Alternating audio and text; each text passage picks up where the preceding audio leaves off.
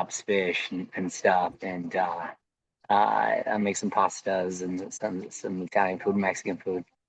So Well, well, I have dated myself today because when I sat down to just kind of go over and prepare for this, I mean, the role of AC Slater, I mean, I know it was a while ago, but man, it's almost 35 years at this point. Like, when you think back to that, like, does that seem like yesterday to you, or is it like, who is this, child before, Boys and Girls Club? Like, do you have vivid memories of that time in your life?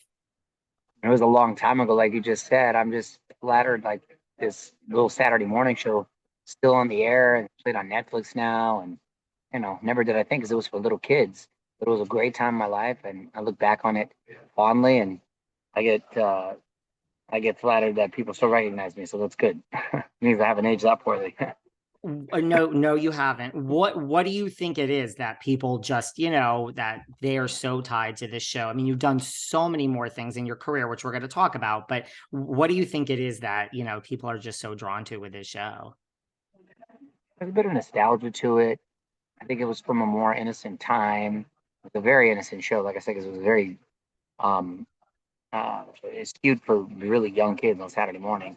And I think there was just a certain charm to that. It was a diverse cast, especially for back in the day. So maybe there was somebody for people to relate to, I should say. And just like just kind of easy watching, I guess, for kids. Did you have any reservations when you reprised the role in 2020 in the reboot? I mean, so many 80s and 90s reboots have, there's a lot of successful ones, but so many have gone awry. Like, did you have any reservations in getting back and stepping back into Now, as a matter of ACs? fact, I was kind of leading the charge, and was helping because of my deal over at NBC, kind of put it together. And I was proud of the show we did. We had a couple seasons, but um, I wish we could have gotten more. But it was received warmly, and I was happy with the review stuff, and proud of the way it turned out. Who do you think has changed the most? I mean, you were a full-time cast member, so was Elizabeth Berkley. I know Mark Paul was there and Tiffani. Like, who do you think just felt like a different vibe from working with in this reboot? They all felt kind of the same. It's kind of like people you went to high school with in real life, and then when you don't see them for a while, you just kind of pick up the way, you know, where you left off. But just like everybody's married now, they got kids, so anybody didn't seem too different to me. What about, like so much has been written over the years. We had the True Hollywood story, we had the unauthorized Saved by the Bell. Have you ever read something like, what's the most preposterous thing you read about like yourself or the show where you're just like, guys, this isn't even remotely true?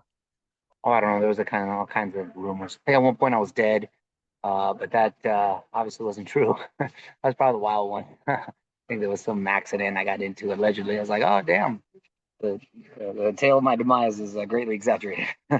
You're like, wait a second. Well, before we move on from Saved by the Bell, I mean, do you ever get tired of it? I mean, like, I'm assuming there's not one person in my shoes that you sit down for an interview with. You're there today for the Boys and Girls Club of America. You've done so many other things in your career. Before we move on from Saved by the Bell, do you ever get tired of interviewers like me bringing it up? No, like I said, I look back on it fondly. A great time in my life, and really provided a lot of opportunities. So I'm happy with it. Talk to me about your day job, Access Hollywood, from one interviewer to another, yours on a much larger scale, of course. Like, who have you not interviewed that you would just love to sit down and chat with? Between my nationally syndicated radio show on with Mario and iHeart, and Access Daily and Access Hollywood, literally on TV or on the radio, 4 hours a day.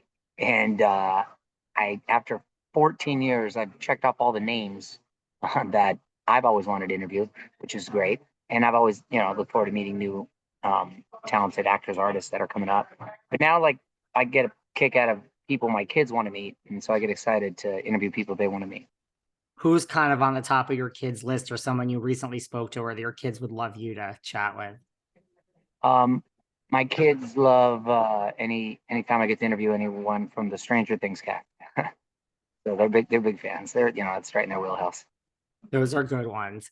Do Mhm. you ever get nervous? I mean, I imagine like you've been in the business forever, you've met everyone. Do you ever get like when you're interviewing someone like of a certain stature? I mean, like a Oprah or something. I'm just using her as an example. Like anyone that you've had an interview where you're like kind of nervous for this one, guys. Well, I've never gotten nervous because I think either you're a natural host or you're not. And I think I'm the same guy that I like people, and I like to host parties in my house, and game nights, and I think that's the same guy that's hosting radio shows and TV shows. And I've interviewed Oprah a bunch, and she's very sweet with me, very, very cool. Everyone from Oprah to the presidents to you know, Clint Eastwood, Michael Jordan, like it goes on and on. I feel very blessed for all the wonderful people that I've had the opportunity to sit down with. Those are some big ones. Well, you know, we talked about how important it is staying in shape, and you're going to teaching that to the kids today. I mean, one show that certainly helps by being in shape. Sorry, one show that certainly helps by being in shape is Dancing with the Stars. I mean, how hard was that show as far as things you've done in your career that are difficult? It was just challenging to learn the different dances. It wasn't so hard on my body, but it was just sort of, but it was fun. It was challenging, but it was fun. And my mom wanted me to do it. I'm a big mama's boy, so I did it.